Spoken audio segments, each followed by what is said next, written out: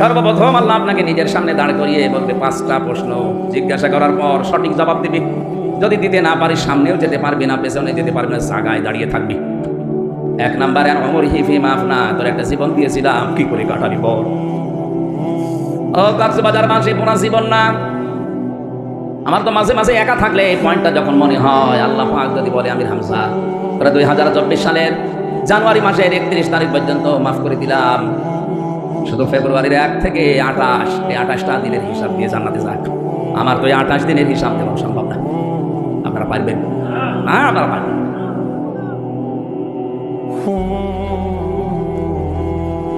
হিসাবে শব্দটা শুধু সারা জীবন শুনিয়ে আসলাম, কোনো কিন্তু মুখোমুখি হয়নি। দুদুকে ধরলেই যদি হিসাব চায় মানুষ পাগলের মতো হয়ে যায়, তাও তো দুদুকের হিসাবে এদিক ওদিকে ফাঁক ফোকর আছে, উল্টাপাল্টা করা যায়। মহান আল্লাহ যদি কাউকে হিসাবের কাঠ করায় দাঁড় করায়, বাঁচা তো দূরের কথা, সামনে পেছনে যাওয়ার কায়দা থাকবে না। কারণ দুনিয়ার কোনো মানুষ যদি বিচার করে এর সাক্ষী লাগে, কি লাগে? কিন্তু আল্লাহর বিচার ব্যবস্থা পুরা উল্টা। আল্লাহ পাক বলেন ইয়ারাফুল মুজরিমুনা বিসিমাহুম ফায়ুখাযু বিন-নাওয়াসি ওয়াল আকদাম ফাবিআইয়ি আলাই রাব্বিকুমা তুকাদ্দিবান। দুনিয়ার মানুষ সাক্ষীর উপরে ভর করে রায় দেয়, বিচারপতি যারা, জজ যারা। আমার আল্লাহর বিচার ব্যবস্থা পুরা উল্টা, সিস্টেম আলাদা। ওনার বিচার ব্যবস্থায় কোনো সাক্ষী লাগবে না, আপনার শরীরের ভেতরে সাক্ষী ফুটে উঠবে। এদের তাফসিরে আমি 10 প্রকার মানুষের নাম পেয়েছি। অনেক মানুষের চেহারা কুকুরের মতো হয়ে যাবে, কারো চেহারা শুকুরের মতো হয়ে যাবে, কারো চেহারা হবে সাপের মতো। যে সেই ধরনের অপরাধ দুনিয়ায় করতো তার চেহারার ভেতরে ওইটা মিশে উঠবে। আমাদের কোটি কোটি মানুষেরা দেখে বুঝবে দুনিয়ায় এই কাজে ছিল। আল্লাহ মানুষের চুল ধরে আর পা ধরে টানবে। ছোটবেলায় দেখে বাচ্চারা ঘুম আসতে যাদের চায় না, অনেককে আনন্দ দেওয়ার জন্য 2 হাত ধরে ওইদিকে, 2 পা ধরে এইদিকে দৌড়ে দৌড়ে, আমাদের ফেরেশতারা চুল ধরবে একদিকে, পা ধরবে আর একদিকে, দোলে দোলে এক ঢুকে দেবে জাহান্নামে। বাংলার মুসলমানেরা একটু খেয়াল করেন, কিয়ামতের দলে সর্বপ্রথম আপনাকে আল্লাহ ডাক দিচ্ছেন একা। জীবনের হিসাব তো মিলাতে পারলাম না, 2য় নম্বরেই বলবে যৌবন কাল কি করে কাটালি বল। আরে ভাই, সারা জীবনের ভেতরে যৌবন আছে না নেই? আলাদা করে যৌবনের কথা কেন বলা লাগবে? কারণ যৌবন কালেই মানুষ ভালো কাজ করে, যৌবন কালে খারাপ কাজ করে। আজ যারা যুবক আছি আমরা, ইবাদত করার সময় আমাদের হাতে এখন, আমরা যেন নষ্ট হয়ে না যায়। শয়তান সবচাইতে বেশি টার্গেট করে যুবক আর যুবতীদের। কেউ যদি 15 থেকে 45 এই বয়সটার হিসাব মিলাতে পারে, আল্লাহ পাক কিয়ামতে বলবে তোর বাচ্চা বয়সের আর মুরব্বী বয়সের হিসাব দেওয়া লাগবে না, মাঝখানের সময়টা হিসাব দে। এই জন্য যারা এই বয়সে আছি আমরা এখনই থেমে যাবো, সতর্ক হবো, বলেন আমিন। বাকিগুলো পয়েন্ট আকারে আমার বলা সম্ভব না, আমি শুধু থিমটা বলছি। কিয়ামতে এবার আল্লাহ একা একা যখন ডাকবে, তাহলে এই কথা যারা ছড়িয়েছে কিয়ামতে পীর সাহেবরা মিছিল নিয়ে আসবে, এটা কি মিথ্যা কথা? আরো জোরে বলেন। আপনাকে আল্লাহ একা একা ডাকবে, আপনি পীর পাচ্ছেন কোনি? বিচারের 2য় সিস্টেমে ধাপে এবার আল্লাহ একা ডাকবে না, এবার ডাকবে আপনাকে নেতার সাথে। কয়জন? আপনি যে আদর্শ মেনে চলতেন ওই লোকটাকে আপনাকে আগে ডাকবে, এরপরে আপনাকে। এখন আপনি বিবেক দিয়ে বলেন যার পেছনে চলেন, এই লোকটার যা চরিত্র, আপনি নিজে অন্তত কিছু না কিছু তো জানেন, যেহেতু তার পেছনে ঘুরছেন আপনি। এরকম লোক যদি কিয়ামতে আপনার সামনে দাঁড়ায় আর আপনি যদি তার পেছনে থাকেন, আল্লাহ তো ওরে দেখেই রেগে যাবে, আপনার পর্যন্ত যাওয়া লাগবে। এজন্য আমি আশা করছি, কোরআন সামনে নিয়ে বলছি, আমরা সবাই এখন থেকে যদি দরুদ পড়লেই কবুল হয়ে যায়, আশা করি আমাদের সাইয়্যিদিনা ঠিক করা দরকার আছে না নেই?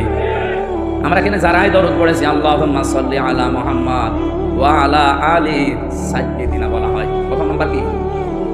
এই শব্দটা কেন প্রথমে আনলেন? কত সুন্দর সুন্দর শব্দ দুনিয়ায় আছে, ওই সমস্ত শব্দগুলো না নিয়ে সাইয়্যিদিনা, সাইয়্যিদ মানে নেতা, এই শব্দ দিয়ে আল্লাহ কোরআনে কারিমে একটা সূরা নাযিল করেছেন, নাম ইয়াসিন। ইয়া মানে হে, সিন মানে সাইয়্যিদ। আল্লাহর ঘোষণা দেওয়া একমাত্র দুনিয়ার নেতা মুহাম্মদুর রাসূলুল্লাহ। এই জন্য আল্লাহ তাকে ইয়াসিন, হে নেতা। আল্লাহর মুখ দিয়ে একটা মানুষের নামে নেতা শব্দ বের হয়েছে, তিনি আমাদেরও নেতা মুহাম্মদুর রাসূলুল্লাহ। এখানে একটা সূক্ষ্ম পয়েন্ট বলছে, আলেম যারা আছেন খেয়াল করেন। এই পৃথিবীতে আমরা অনেকে যারা ওযু করি, মনে করি যে ওযু করলেই নামাজ হবে না। ওযু করলে 7টা কারণ আছে, ওযু ভেঙে যায়। ওযু করার পরে যদি ওই 7 কারণের যে কোনো একটা কারণ আপনার ভেতরে দেখা যায়, ওই ওযু আর থাকবে। কথা বলেন না কেন? ওই ওযু দিয়ে নামাজ পড়লে নামাজ হবে? নামাজ পড়তে গিয়ে যদি কেউ 19টা কারণ পাওয়া যায়, ওই 19টা কারণের একটা পাওয়া গেল আপনার নামাজ আর নামাজ হবে না, নামাজ ভেঙে যাবে। আমার এই পর্যন্ত কথা বুঝেছেন কিনা? পৃথিবীর যে কোনো ইবাদতে যে আমল করি, আমরা কাজ করি, আমল মানে কাজ করলেও কাজ ভেঙে যায়, নষ্ট হয়ে যায় দুইটা কারণে। আপনার আমল ব্যর্থ হয়ে যাবে, নষ্ট হয়ে যাবে, এটা করে দেবেন আল্লাহ। সূরা মুহাম্মদের প্রথম নাম্বার আয়াতে আছে আল্লাযীনা কাফারু ওয়া সাদ্দু আন সাবিলিল্লাহি আযাল্লা আমালাহুম। যারা কুফরি করেছে আর যারা আল্লাহর পথে মানুষকে চলতে বাধা দিয়েছে, এই মানুষগুলোর আমল আল্লাহ নিজে নষ্ট করে দিয়েছে। তাহলে একটা একটা করে যত নিয়ম দেখবেন, রোজা ভাঙার কারণ আছে, হজ ভেঙে যাওয়ার কারণ আছে, যাকাত নষ্ট হয়ে যাওয়ার কারণ আছে। পৃথিবীর যত ইবাদত আছে প্রত্যেকটা ইবাদত ভেঙে যায়, নষ্ট হয়ে যায়, কিছু কিছু কারণ আছে না নেই? আপনি যেটা নিয়ে জান্নাতে যাবেন বলে আশা করে আছেন, আপনার ইমানও কিন্তু 10 কারণে ভেঙে যায়। কয় কারণ? খুব খেয়াল করেন, 10টা কারণের একটা কারণও যদি আপনার ভেতরে পাওয়া যায়, আপনার ভেতরে কিন্তু আর ইমান বলে আছে, আপনি বলতে পারবেন না ইমান নেই, আপনি বেঈমান। তাহলে 10টা কারণ আমাদের জানা দরকার। যদি এগুলোর একটাও থাকে তাহলে আবু জেহেল আর আমি সমান, কোনো পার্থক্য নেই। কারণ আবু জেহেল আল্লাহ একজন আছে বিশ্বাস করতো, শিরিক করতো। বদরের ময়দানে যাবার আগে একবার গিলাম ধরে বলেছে, কাবার মালিক তুমি আসো, আমি জানি মুহাম্মদের বিরুদ্ধে বদরে যাচ্ছি, সত্যের পক্ষে যে আছে তাকে তুমি বিজয় দিও। ওর দোয়া কবুল হয়ে গেছে। আল্লাহ একজন আছে, যদি বিশ্বাস না করবে কাবার গিলাম ধরে বদরের ময়দানে যাবার আগে কাঁদবে কেন? আবু তালিব নবীজির চাচা, সেও বিশ্বাস করতো আল্লাহ একজন আছে। আব্দুল মুত্তালিব নবীজির দাদা, সেও বিশ্বাস করতো আল্লাহ একজন আছে। যেন আবরাহা যেদিন কাবা ধ্বংস করার জন্য আসে, ও কাবার চাবি ওই মুলতাজাম নামক জায়গা, যেটা ওই দরজার উপরে লাগিয়ে কাবার গিলাফ ধরে বলেছিল, মালিক রেখে গেলাম তোমার ঘর তোমার হাতে, দেখো যে বাহিনী নিয়ে এসেছে এটা আমার আয়ত্তে নেই, আমি আর পারলাম না। বলেন তো আব্দুল মুত্তালিব আল্লাহ একজন আছে এটা যদি বিশ্বাস না করবে, কাবার চাবি দিয়ে আসবে কারণ?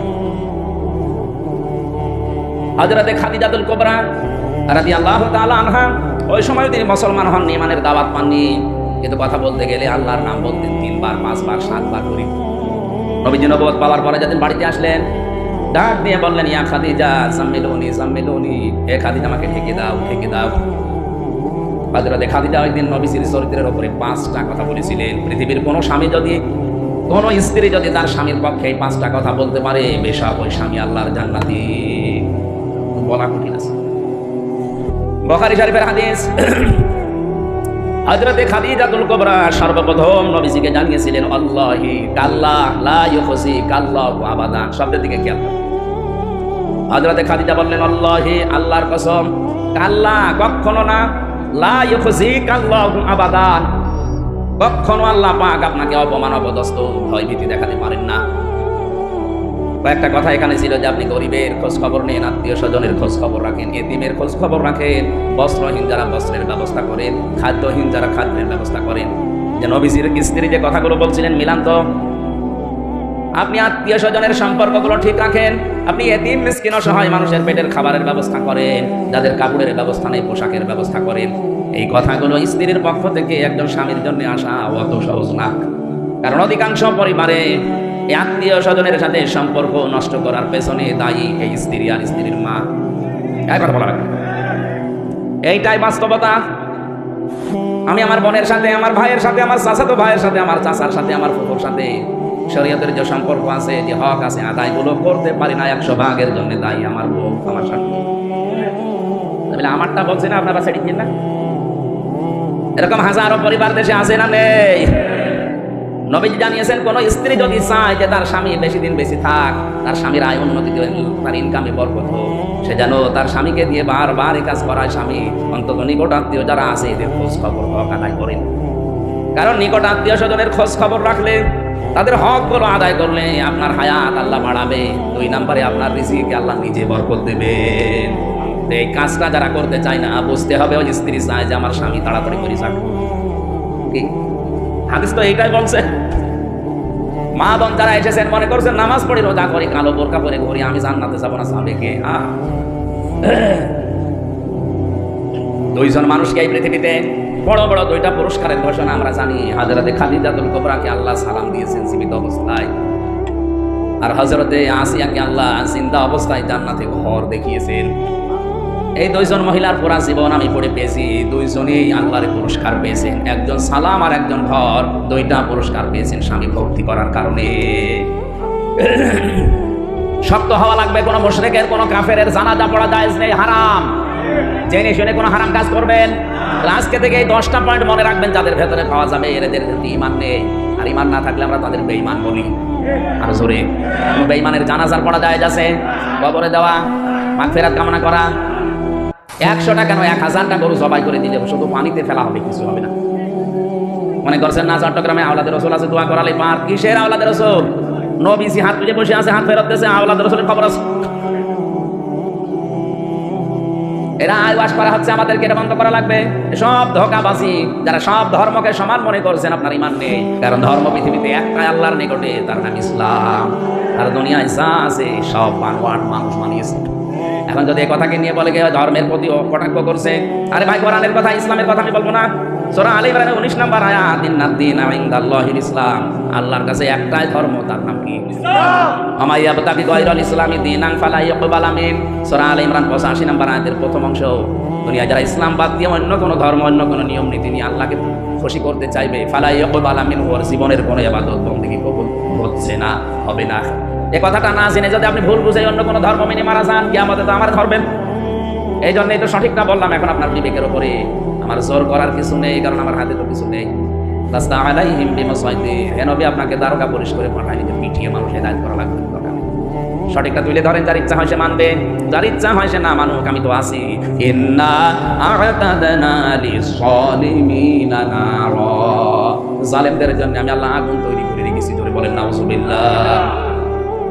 কক্সবাজারবাসী একটু খেয়াল করেন তো, আমার তো মনে হচ্ছে পয়েন্টগুলো পড়ার পরে বাস্তবতার সাথে মিলিয়ে কত মানুষের যে ঈমান চলে গেছে ও নিজে উঠে পাইনি। এখন মনে করছেন না আমি ছোটবেলায় আগা কেটে রেখেছি, এটা তো ছাগলও কেটা আছে, ছাগল মুসলমান।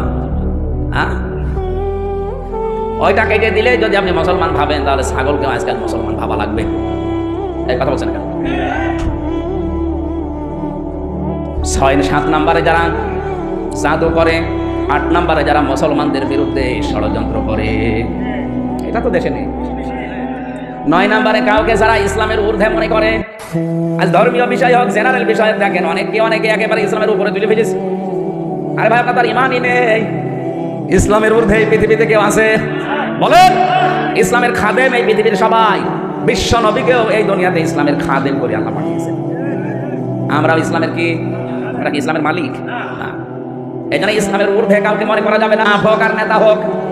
আর যারা ইসলামের উপরে অন্য কাউকে রাখতে চায়, বুঝতে হবে তার ঈমান আছে না গেছে। বলেন তো, উপরে থাকার কথা কার নাম? কালিমাতুল্লাহি হিয়াল উলিয়া। সূরা তাওবার ভেতরে আছে, আমার নামকে উপরে রাখো।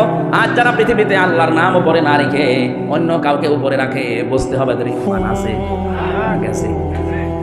এই কথাটা তো আমি বানালাম। সূরা তাওবা 10 নম্বর পারা 12 নম্বর পৃষ্ঠা 13 নম্বর লাইনে আছে, 34 নম্বর আয়াতের মাঝে, ওয়া কালিমাতুল্লাহি হিয়াল উলিয়া। এত দলিল দিয়েও যদি কারো মন খারাপ হয়, আমার মনে হয় এটা আবু জাহেলের ভাইরা ভাই।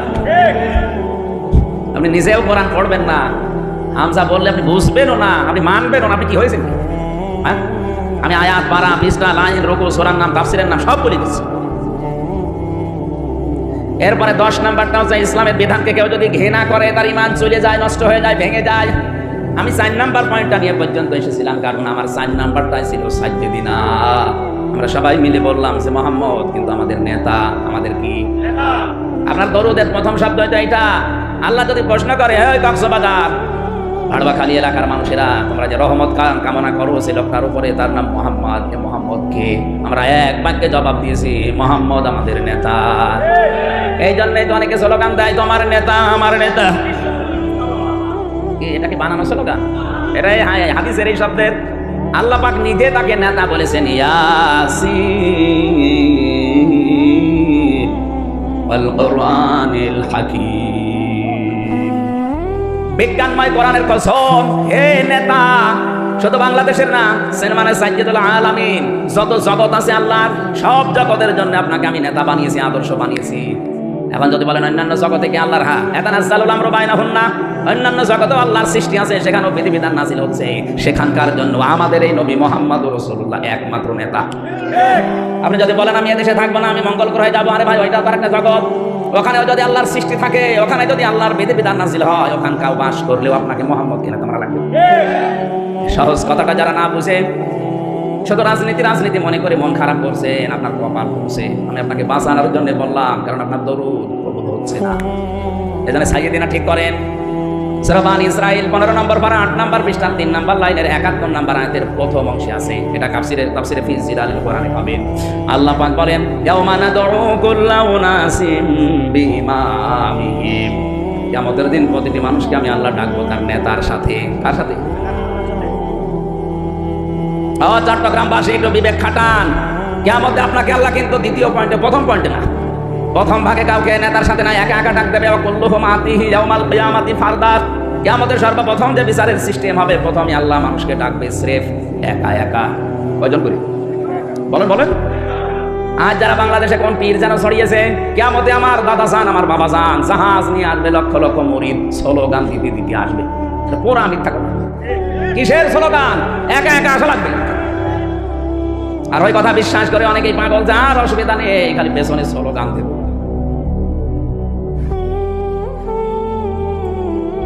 মানুষের কমন সেন্সের কমন বাদ দিয়ে যদি সেন্স থাকে, তাও তো কোরআনের বিপক্ষে এরকম কথা প্রচার করতে পারে না।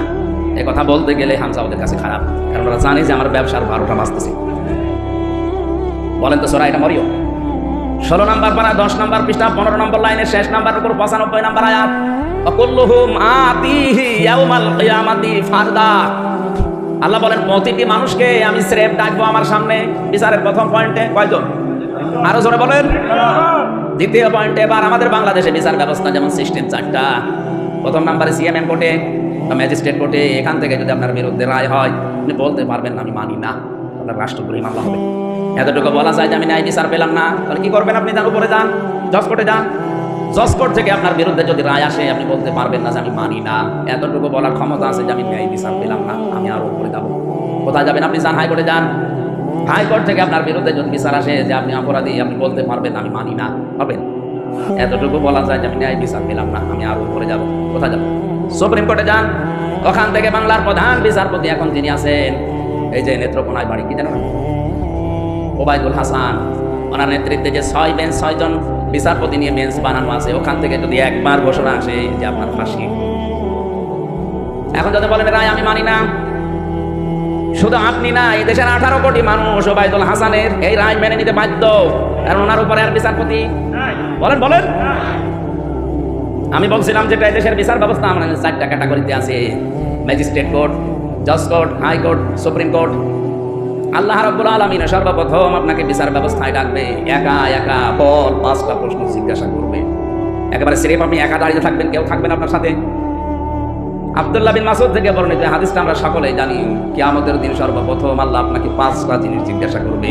মা তাজালু কাদামা বানি আদম আবদি ইয়াউমাল কিয়ামাতি হাত্তা ইসালান 50 আন উমরিহি ফিমা আফনা ওয়া আন শাবাবিহি ফিমা আবলা ওয়া আমালিহি মিন আইনা ইকতাসাবা ওয়া ফিমা আনফাকাহু ওয়া আন ইলমিহি মাযা আমিলা ফিহি মুত্তাফাকুন আলাইহি। বুখারী মুসলিমের যত হাদিস, হযরত আব্দুল্লাহ বিন মাসউদ বলেন, সর্বপ্রথম আল্লাহ আপনাকে নিজের সামনে দাঁড় করিয়ে বলবে 5টা প্রশ্ন জিজ্ঞাসা করার পর সঠিক জবাব দিবি। যদি দিতে না পারিস, সামনেও যেতে পারবি না, পেছনে যেতে পারবি না, জায়গায় দাঁড়িয়ে থাকবি। 1 নম্বরে উমরিহি ফিমা আফনা, তোর একটা জীবন দিয়েছিলাম, কি করে কাটালি বল। ও কক্সবাজারবাসী, পুরা জীবন না, আমার তো মাঝে মাঝে একা থাকলে এই পয়েন্টটা যখন মনে হয়, আল্লাহ পাক যদি বলে আমির হামজা তোরা 2024 সালের জানুয়ারি মাসের 31 তারিখ পর্যন্ত মাফ করে দিলাম, শুধু ফেব্রুয়ারির 1 থেকে 28, এই 28টা দিনের হিসাব দিয়ে জান্নাতে যাক। আমার তো এই 28 দিনের হিসাব দেওয়া সম্ভব না। আপনারা পারবেন? হ্যাঁ, আপনারা পারবেন।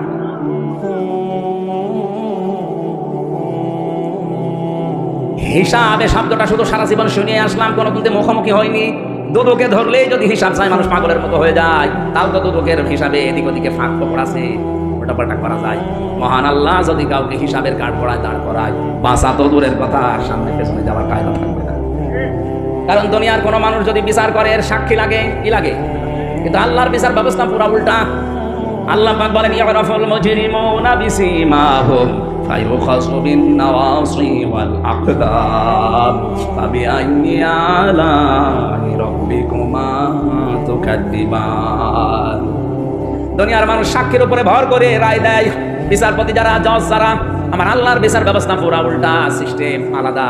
ওনার বিচার ব্যবস্থায় কোনো সাক্ষী লাগবে না, আপনার শরীরের ভেতরে সাক্ষী ফুটে উঠবে। এদের তাফসিরে আমি 10 প্রকার মানুষের নাম পেয়েছি। অনেক মানুষের চেহারা কুকুরের মতো হয়ে যাবে, কারো চেহারা শুকুরের মতো হয়ে যাবে, কারো চেহারা হবে সাপের মতো। যে সেই ধরনের অপরাধ দুনিয়ায় করতো তার চেহারার ভেতরে ওইটা ভেসে উঠবে। কিয়ামতে কোটি কোটি মানুষেরা দেখে বুঝবে দুনিয়ায় এই কাজে লিপ্ত ছিল। আল্লাহ মানুষের চুল ধরে আর পা ধরে টানবে। ছোটবেলায় দেখি বাচ্চারা ঘুম আসতে যাদের চায় না, অনেকে আনন্দ দেওয়ার জন্য দুই হাত ধরে ওইদিকে, দুই পা ধরে এইদিকে দৌড়ে দৌড়ে। কিয়ামতে ফেরেশতারা চুল ধরবে একদিকে, পা ধরবে আর একদিকে, দৌড়ে দৌড়ে এক দিকে জাহান্নামে। বাংলার মুসলমানেরা একটু খেয়াল করেন, কিয়ামতে তাহলে সর্বপ্রথম আপনাকে আল্লাহ ডাক দিচ্ছেন একা। জীবনের হিসাব তো মিলাতে পারলাম না, দ্বিতীয় নম্বরে বলবে যৌবন কাল কি করে কাটালি বল। আরে ভাই, সারা জীবনের ভেতরে যৌবন আছে না নেই? আলাদা করে যৌবনের কথা কেন বলা লাগবে? কারণ এই যৌবন কালেই মানুষ ভালো কাজ করে, যৌবন কালেই খারাপ কাজ করে।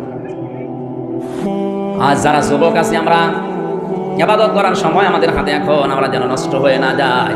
শয়তান সবচাইতে বেশি টার্গেট করে যুবক আর যুবতীদের।